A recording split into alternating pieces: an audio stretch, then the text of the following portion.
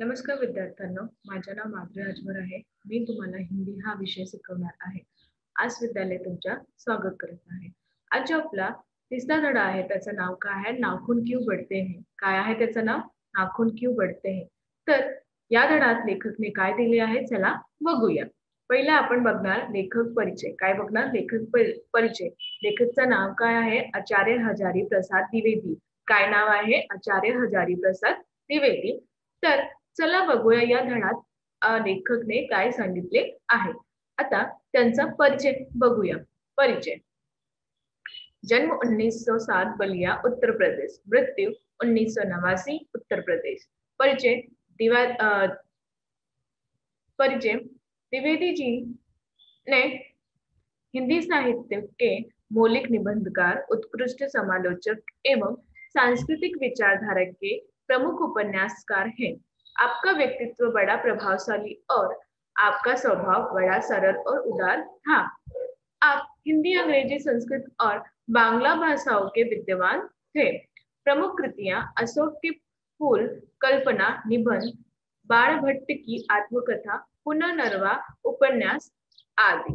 गद्य संबंधी प्रस्तुत वैचारिक निबंध में आचार्य हजारी प्रसाद ने नाखून बढ़ने को पशुता का चिन्ह माना है।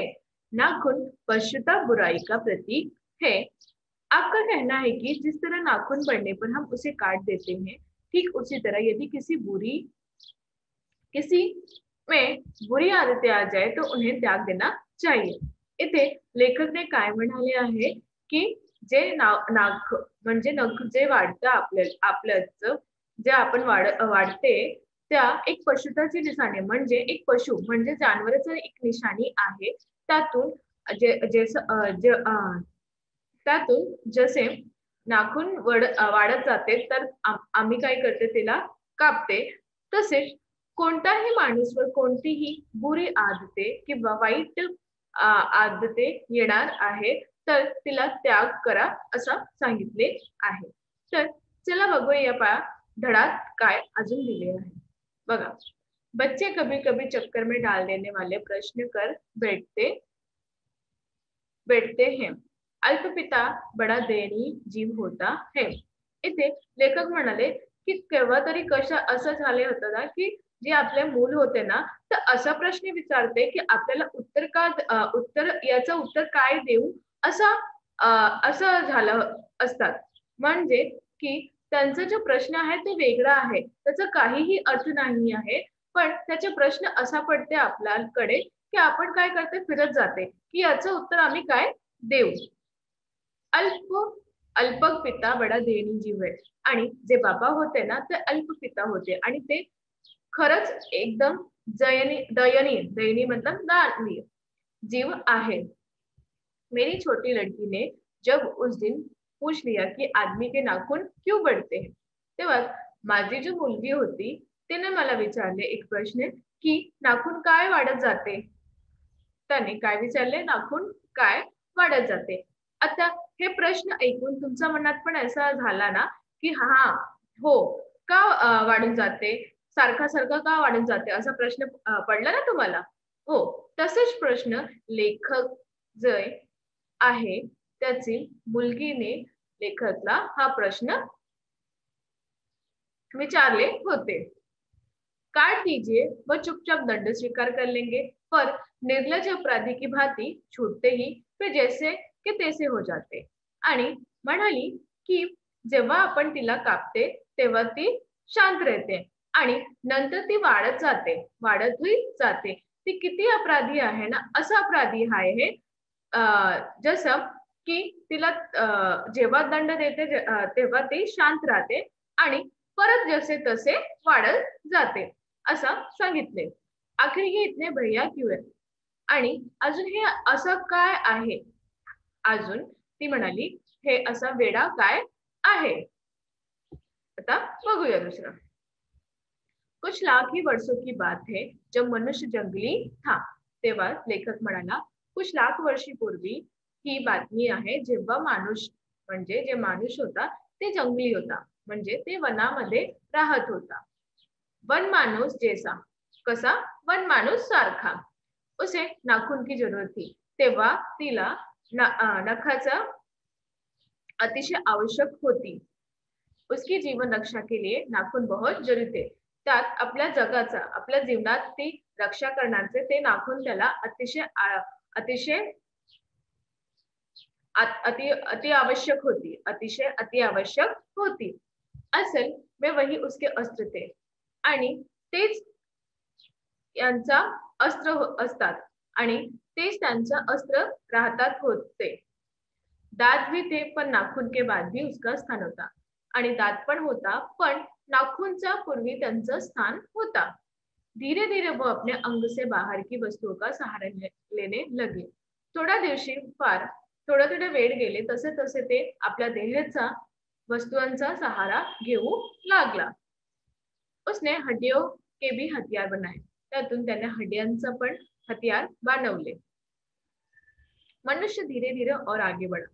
ते माणूस जे आहे थोडा थोडा वेळाने मागे पडला. उसने धातु के हथियार बनाए. तेव्हा त्याने धातू यांचा हथियार बनवले. इतिहास आगे बढ़ा. जे इतिहास आहे ते मागे वाढला.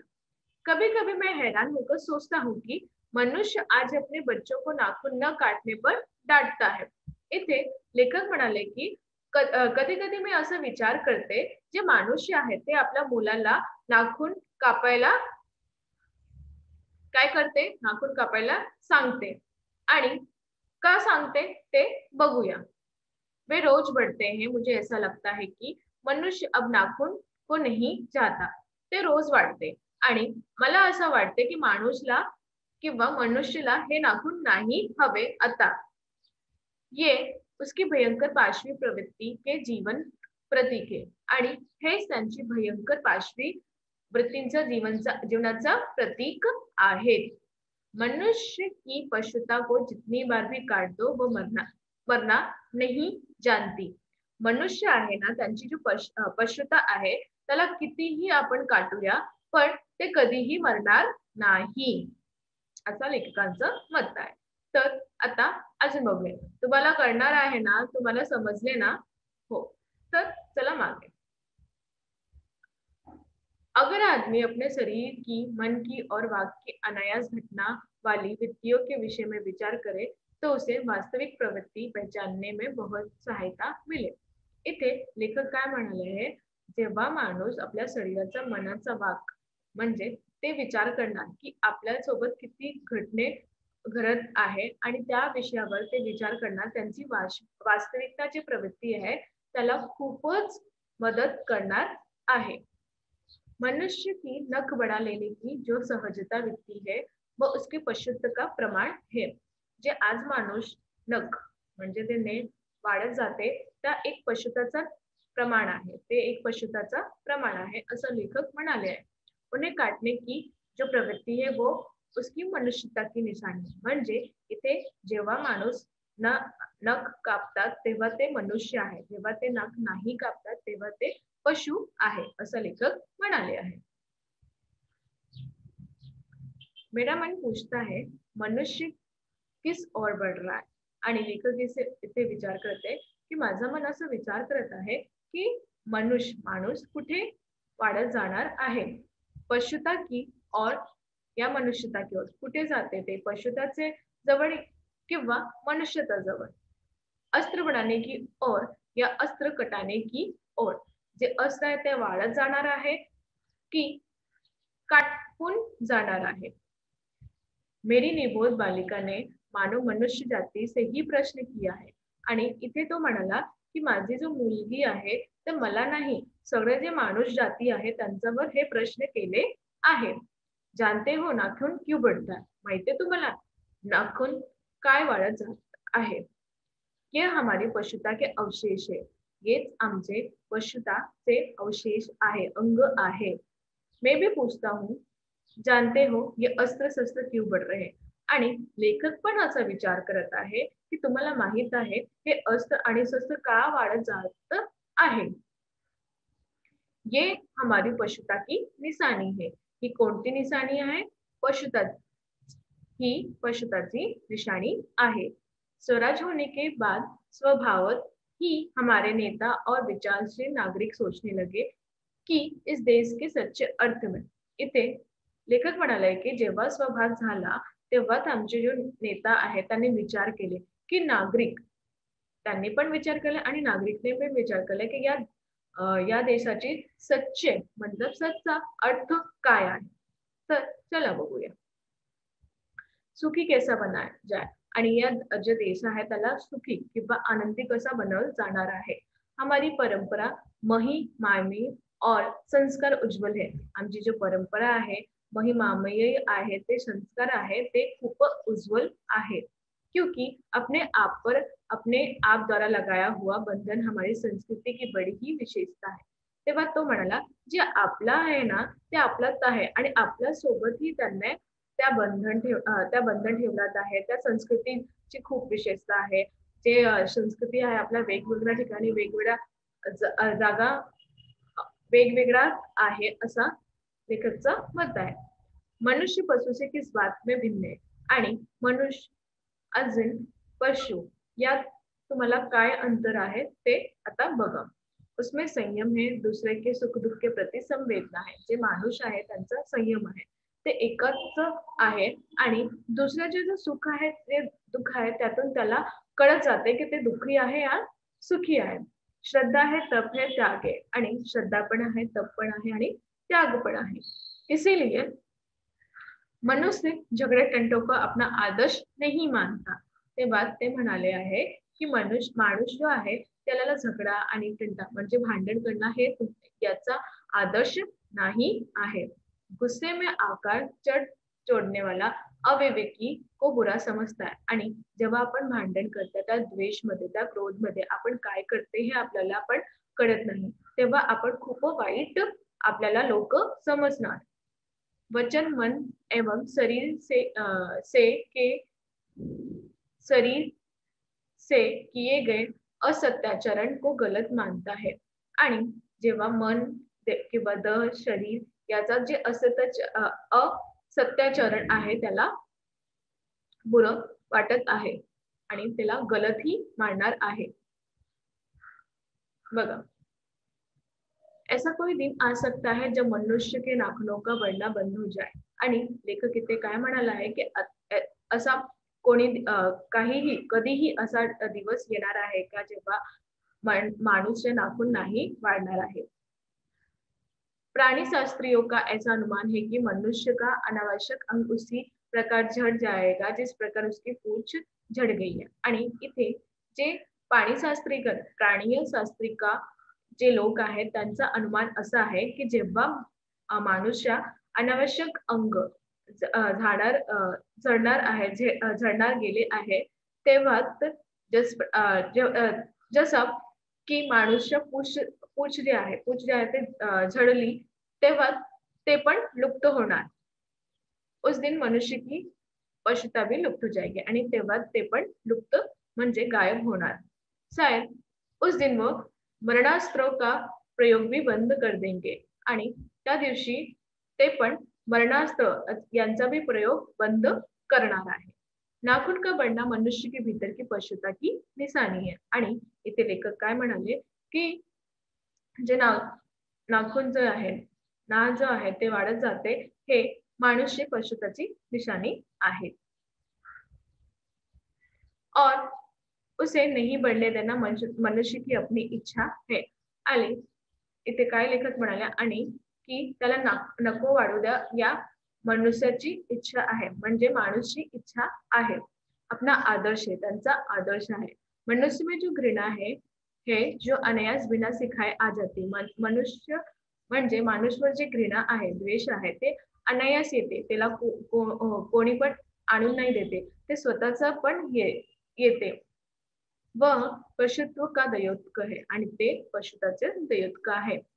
अपने को संयत रखना, दूसरे के मनोभाव को आदर करना मनुष्य का सर्वधर्म है. आपल्याला संयत राखावा, आपला जो मनोभाव आहे त्याचा आदर करा आणि हेच मनुष्याचा सर्वधर्म आहे. बच्चे ये जाने तो अच्छा हो कि अभ्यास और तप से प्राप्त वस्तुएं मनुष्य की महिमा को सूचित करती है. आणि इथे लेखक म्हणाला आहे की मुले जेव्हा हे जाणार की अभ्यास आणि परिश्रम हे सगळे मनुष्याची ही महिमा आहे आणि त्याला पण हे सूचित करणार आहे. मनुष्य की चरित्रता प्रेम में है, मैत्री में है, त्याग में है. आणि इथे ते सांगितलंय ते माणूसचे चरित्र आहे ते कशाचे आहे, प्रेमचे आहे, मैत्रीचे आहे आणि तुम्ही त्या त्याग कसं करते, कशामुळे त्याग करते, त्या मैत्रींवर, त्या कुटुंबामुळे कुठून ते त्याग करते तेच आहे. अपने को सबके मंगल के लिए निशेष भाव से दे देने में है. आणि जे त्यांचे आहे ते स्वतः ठेवा, जे तुमचं नाही ते देऊन टाका.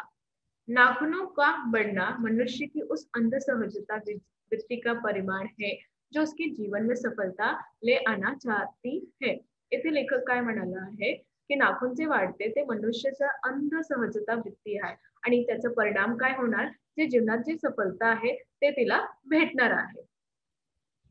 उसको काट देना उसे स्वनिर्धारित आत्मबंधन का फल है. आणि तिला कापून त्यांचा सर्व निर्धारित आत्मबंधनाचा फलांचा आहे, जो उसे चरितार्था की ओर ले जाती है, जो त्यांचा चरित्रच्या तिथे घेऊन जाणार आहे. नाखून बढ़ते हैं तो बड़े, मनुष्य उन्हें बढ़ने नहीं देगा.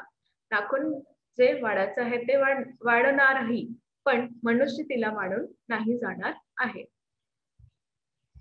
तर आज आपण काय शिकलो, आज आपण हे शिकलो की आपल्याला जे आपल्या शरीराचे जे आपल्याला नाही आनंद आहे, तर आज आपण काय शिकलो की हे जे मनुष्य आहे, मनुष्याची जी प्रवृत्ती आहे ते खूप वेगळी आहे.